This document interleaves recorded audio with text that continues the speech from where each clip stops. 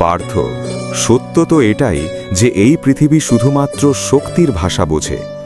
এক পুরুষের আসল বল তার বাহুতে নয়, বরং তার ধৈর্য ও সংকল্পে থাকে।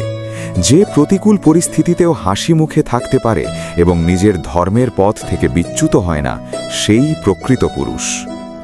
তুমি কি ভুলে গিয়েছ, একজন ক্ষত্রিয়ের ধর্ম কেবল যুদ্ধ করা নয়, বরং নিজের অহংকারকে বিনাশ করা।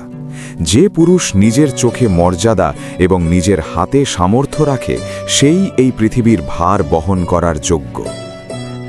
আজকের এই যুগ তোমাকে ঘুম পাড়িয়ে রাখার চেষ্টা করবে, তোমাকে বিননান আর অলসতার শিকলে বেঁধে রাখবে, কিন্তু তুমি জেগে থেকো, কারণ যার লক্ষ্য স্পষ্ট এবং যার চরিত্র শুদ্ধ, সে স্বয়ং মহাকালের আশীর্বাদ প্রাপ্ত।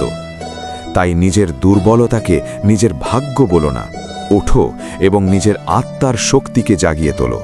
নিজেকে এতটাই অটুট করো যে তোমাকে ভাঙার চেষ্টা যারা করবে তারা নিজেরাই ভেঙে চুরমার হয়ে যায়। এই কুরুক্ষেত্রে কেবল সেই অমর যে নিজের ভয়কে জয় করেছে।